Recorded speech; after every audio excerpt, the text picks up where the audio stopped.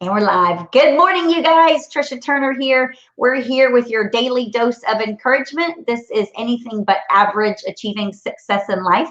I have with you my friend Tracy, who is also in the real estate industry. Welcome, Tracy. Thank you. Thank you for having me. So glad that you're here. Let's give everybody a little bit of insight as to where you are in the world, what your role is in your company, how they can find you, and a little bit of your backstory, please. Thanks. So Jason and I own a real estate firm in Metro Atlanta.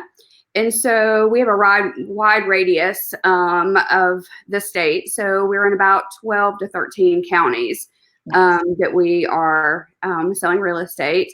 Right now, it's still business as usual, as normal as we can. So we're selling a few homes a day still. So it's been a learning experience, but it's made us, just like a lot of other people, think a little bit differently on processes. So we've had to make changes pretty much on a daily basis to keep up with what's going on.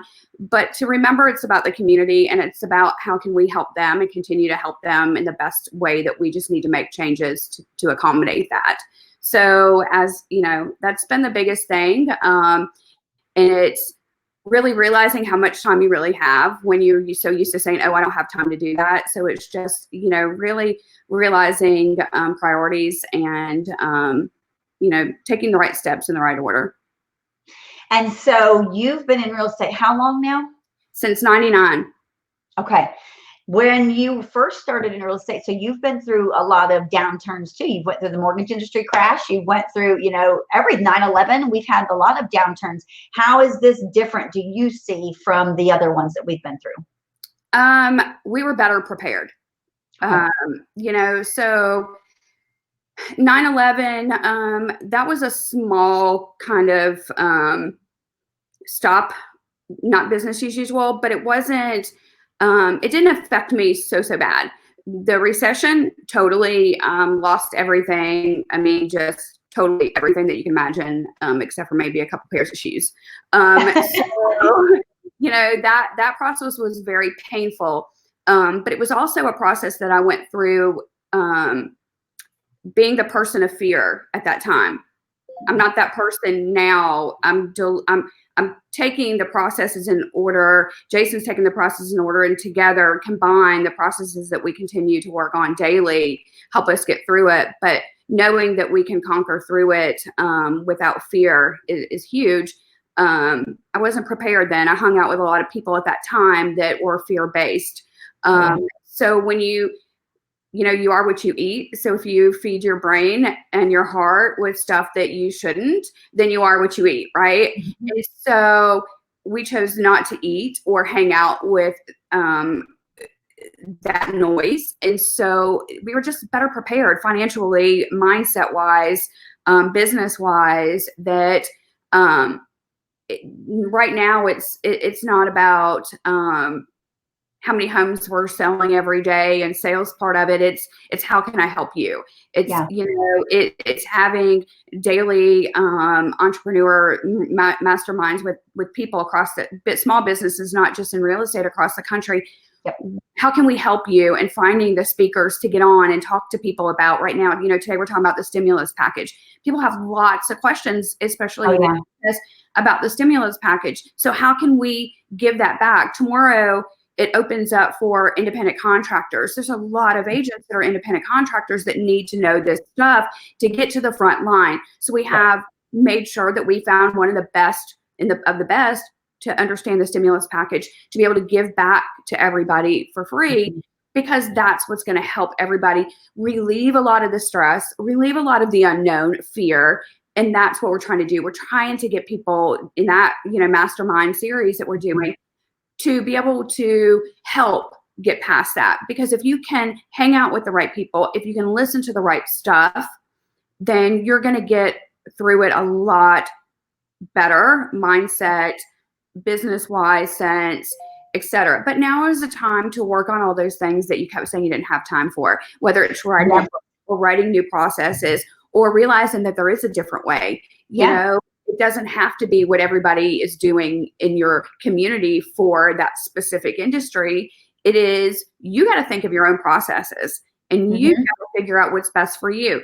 Back during the recession, I was just doing what everybody else was doing, and it was painful. It was really painful. Yeah. But ego and pride, you gotta stop. You have to just say, you know what? I either need to join a bigger team that already has the processes, or making the changes and that understand it if you're a solo agent to get through this time. There are a lot of teams across the country that already have made and implemented and have business as usual. And go reach out to them and find them, and don't worry about your ego and pride, because I'll tell you what, that's what hurt me back in the recession, was that ego and that pride. So were you a solo agent back then?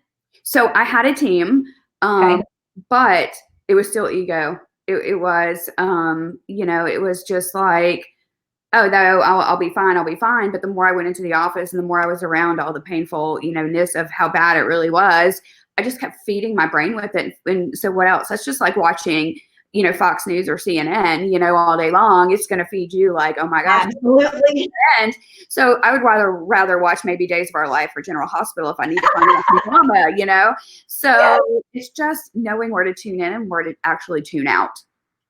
So what would you say is one of the things strategically that you guys are doing so do you have shelter in place there as well? Yes. Okay, so we can kind of give somebody or everybody kind of what's going on there. She's in Atlanta, you guys. What are y'all seeing as far as the coronavirus goes as of today? Is it getting better? Is it getting bad? What are your thoughts on that? So our numbers here are increasing, unfortunately, on a daily basis. I think our stay in place was should have happened a lot sooner than it did. Okay. All of our parks and stuff, and all the children that went out for spring break, just everybody's still working, and grocery stores, there seems to be a lot of cases that are showing up in a lot of grocery stores, and the lines outside of our Home Depots and Lowe's just to get inside, I mean, they weren't 6 feet apart. They were collaborating in areas that they should have been 6 feet apart. So there was an issue with testing also. So I'm sure that we were, carrying this stuff around before we knew how bad it was going to be around us, because it was very difficult to even get tested. So nobody really knew, and they thought they just had the flu, or, pollen is out, and, they just had allergies and that kind of stuff. So I think that now it's starting to really show how many people really have it around us. Okay. For us, it's just taking measures, and it's being smart. It's following guidelines, as an individual as well. If you've been around somebody, you stay away, you just stay home and you do everything you can, feeling well, or, the best that you can, or you take the time off, So it's just, it's using common sense during this time. In the best business. What are you doing differently with your team? Because you're not on open houses. Team meetings are probably done through Zoom. So how are you guys doing this differently to position yourself to be fine when shelter in place is lifted? So we have lots of different processes, and 90% of them are virtual. We do have a lot of clients that still want to meet face to face. So we are still meeting face to face because the business being essential. And, it's just, you have to ask all the right questions, but you have to ask them to everybody. So the same questions with fair housing is, you have to make sure that you're asking the questions across the board. You can't just ask one person and not the other. And so it's understanding compliance during this time as well. So that's really, really huge. Contracts that are going under contract, you want to make sure that you have the right stipulations in them, so that in the event this goes on for months, that people on both sides, the seller and the buyer, have different opportunities, whether it's to terminate or extend. So you always want to make sure that you are, it's not just about the business, it's about who you're taking care of. And that first and foremost is where we started, is our agents are our clients, and our clients are our clients. And it's, how are we going to streamline and help them through this difficult time, and knowing that we're right there. So our closing attorneys as well are all really moving to Zoom closings and virtual closings. And so you have to, Yeah. And prior to that, they only allowed the buyer to go in, or the sellers. We weren't able to go in. But could you imagine being a first-time home owner and not having anybody there to observe.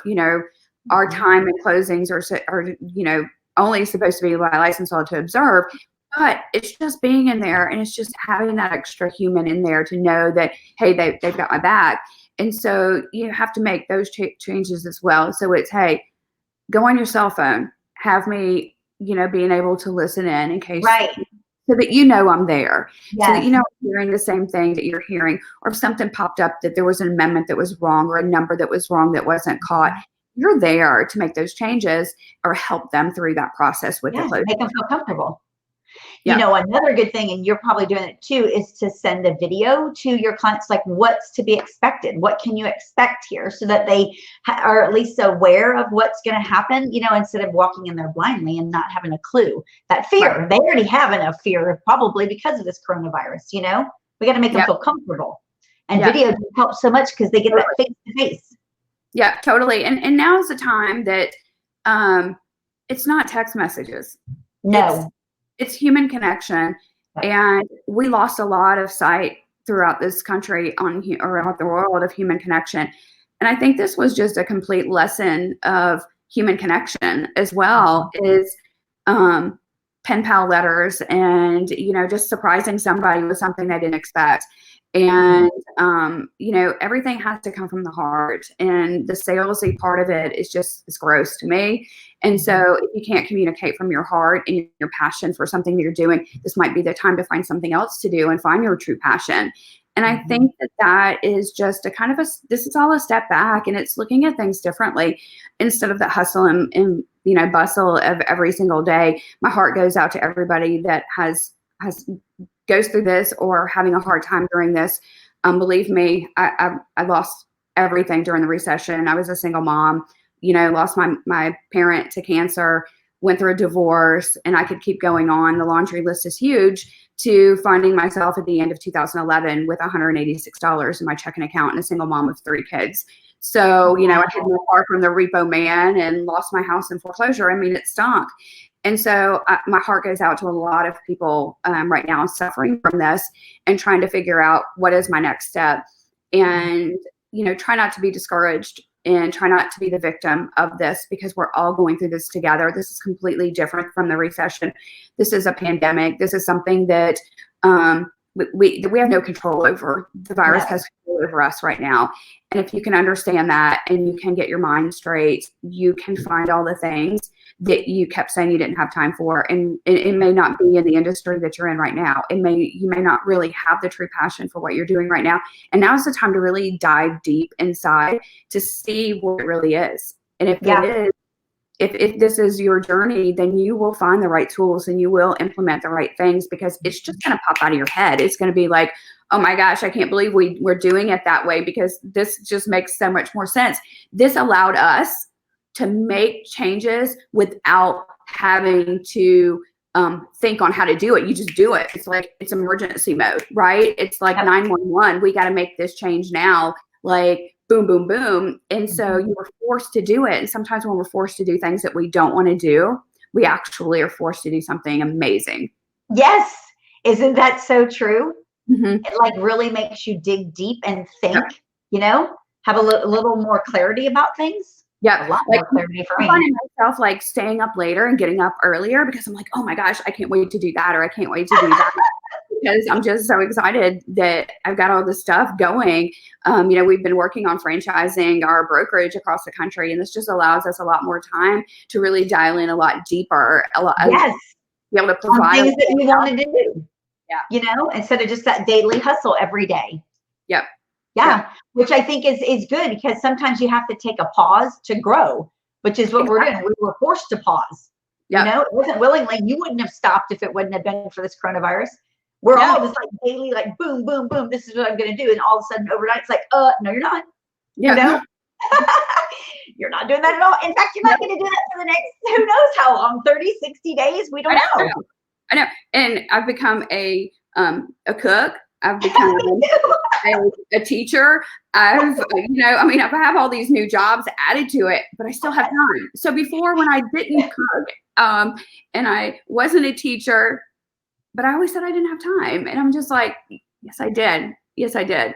And this was just that whole concept of knowing and learning, but we're doing also outside of business, we're having so much fun as a family.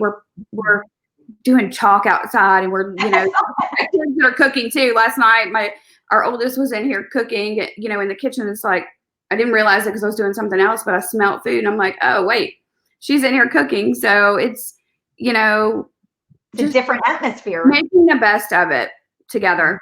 I love that. So for the future, what's your outlooks after we come out of this? Are you positive? Do you think we're going to rebound quickly? What's your thoughts? I know that, you know, what Jason and I have put together for our company and for our future, I'm excited to get out of this because we have a lot of things going on that I know will make an impact for a lot of people around the country as well.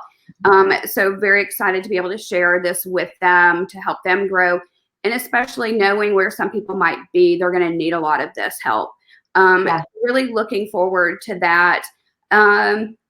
You know, there's a lot of stimulus packages right now. There's a lot of things that if you can take the opportunity to, you know, dissect into it and get the funds that you need to stay afloat, or again, like I said earlier, join these teams that already have it for you. Being in this industry, you know, we're independent contractors at the end of the day, and if home sales stop for someone, people still need to move. So find the right, you know, people to collaborate with that are going to keep your doors open and the community open. This is huge. You know, it's our job not to let the housing market tank, you know. 100%. Yes. I say that all the time. I say it probably every day. It's like, just think how many people are affected and how many lives are affected just from one sale that we do. One. Yes. You know, it trickles down. Look how many families we have to. That for years. Yes, that's exactly how, you know, things like this. And during the recession that's why it went so fast, you know, and we failed so fast during that time. It's not just the buyer and the seller and the agent. It's the closing attorney, the inspector, the appraiser, you know, the handyman, the painter, you know, the title company. I mean, it's across the board. So it feeds so many. One transaction feeds so many people. Affected by one transaction. Yeah, and their families, and then their employees. It's huge. So we, at the top of that little pyramid there, have to keep it going, because at the end of the day, we have to. I believe at this time it's definitely our duty to do everything that we can to empower the sales and empower, you know, getting to the American dream of, you know, buyers and moving the journey for sellers to the next journey. It is our job every day when we wake up. I love it. Hey, Tracy, tell everybody how they can find you if they're looking for some words of encouragement or talk about real estate or whatever. You can find us online at, we have on our mastermind series. If you want to join in our calls, they've been really, really amazing. We've had some really great guest speakers, and that's at Entrepreneur Virtual Mastermind Series. You can also find me, Tracy Cousineau, on Facebook. You can find our website. If anybody's listening to this in Metro Atlanta that is looking to join a team that needs to be in an environment of moving forward, you can go to tracycousineau.com and hit join our team and get more information on that as well. Love it. Thank you for being here today. Always inspirational. You have such a great story. Y'all be safe. Thank you. I appreciate it. Okay. Bye, Thank you, you too. Bye.